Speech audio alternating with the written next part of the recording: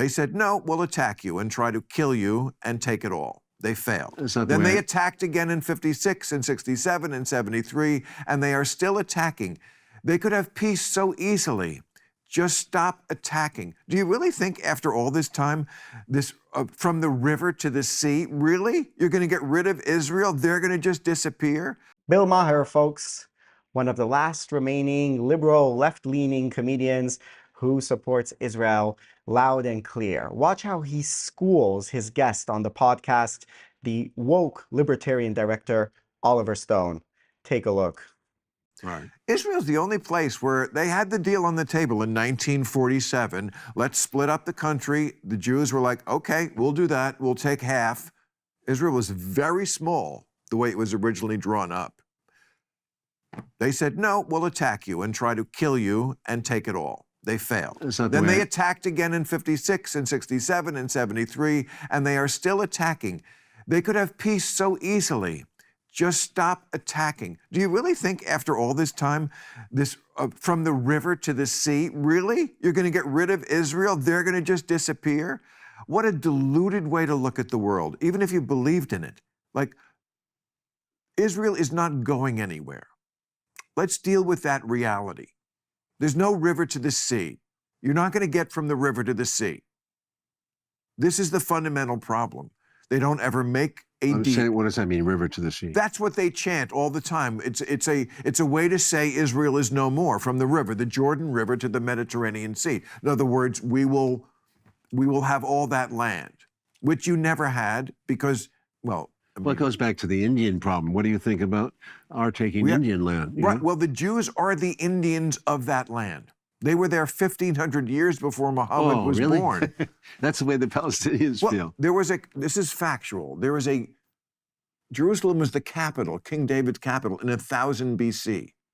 Muhammad is born in 570 AD. Yes. Okay. There was a continuous Jewish population, Jerusalem. Yes. Okay, it was their But there were capital. Canaanites and Palestinians there. Well, there were cavemen before that, I'm sure. There were cavemen. There were no Palestinians there. Yeah, there were Canaanites before, but the Canaanites are not Palestinian. And when he mentions the issue of indigenous, you know, the indigenous thing is a problem. I'm just going to say something about this because everyone always tries to take the Israeli-Palestinian conflict and to slap on it this kind of indigenous colonizer paradigm like we had in the Americas or like we had in Australia. But it doesn't work very well in that piece of land because it's smack in the middle of the ancient world.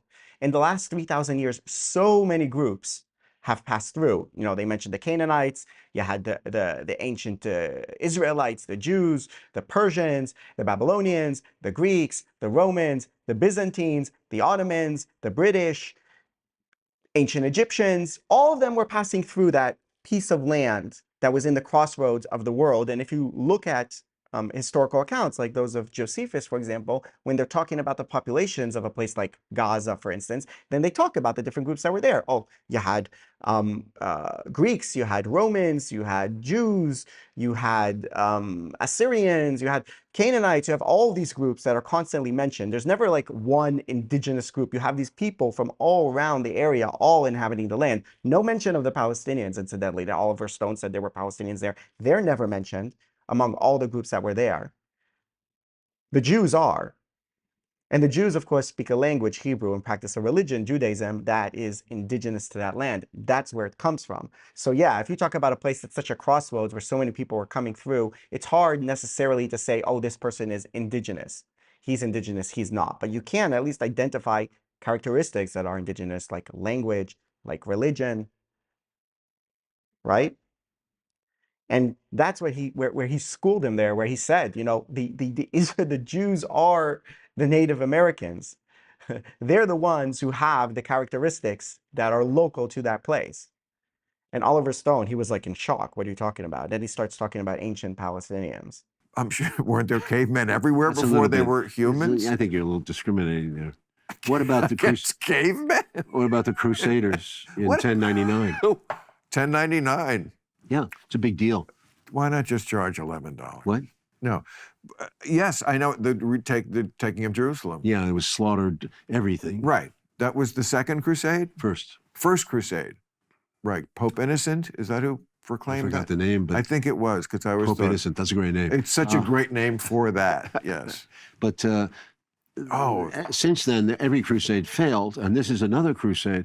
Now, I admit to you that this crusade it's a very complicated story, but the guilt that Germany faces is ironic that Germany ends up attacking the Hamas and saying, yeah,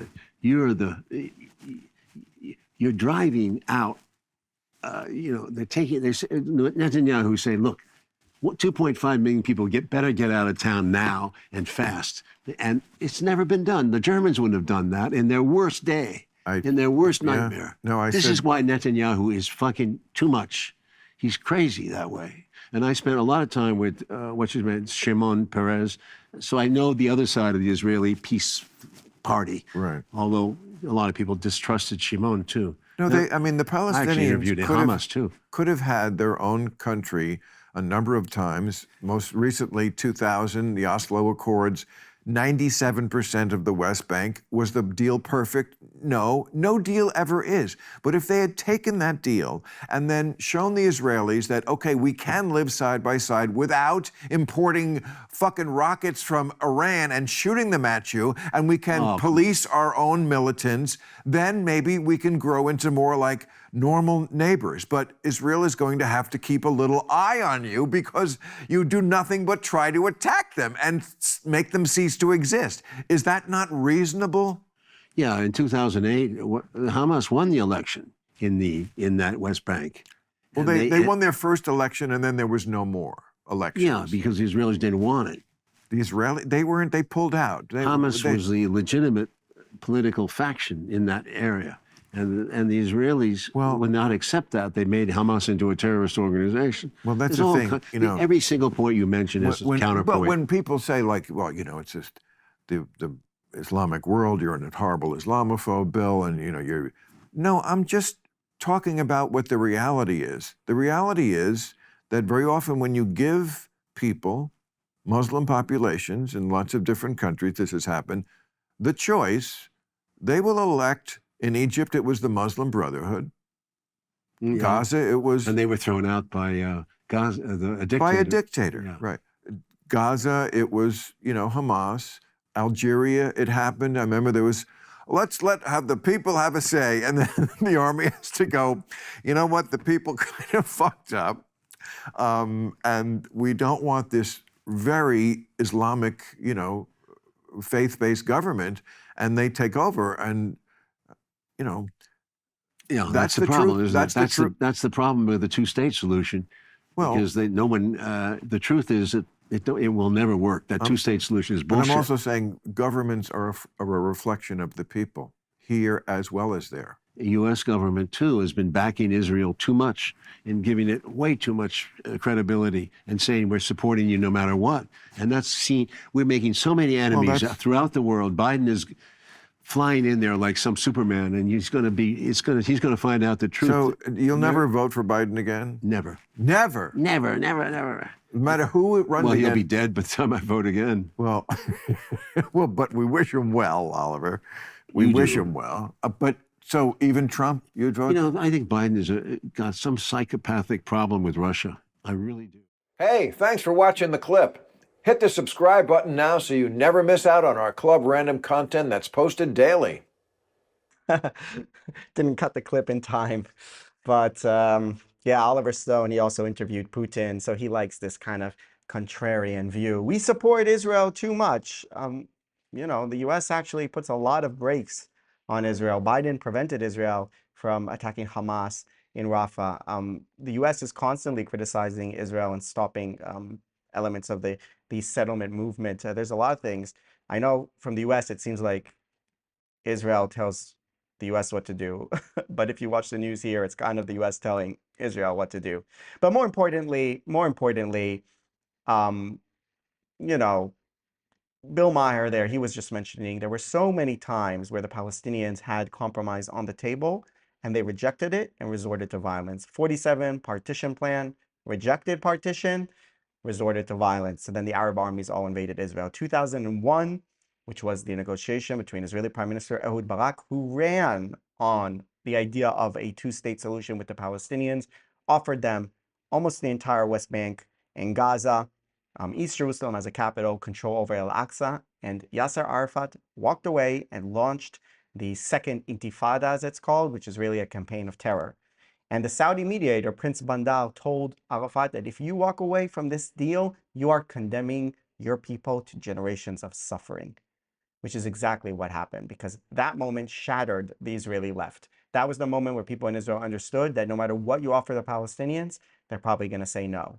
And they're going to endorse the terror attacks against you, like the blowing up. I grew up during that time, blowing up buses, attacking restaurants, and all of these things. To no dissent. To no dissent. There was no movement among the Palestinians after Arafat walked away and launched this campaign saying, you know, we have a different position. I think we should have pursued the deal and tried to reach an accommodation with Israel. And this campaign of violence is destructive and not good for us.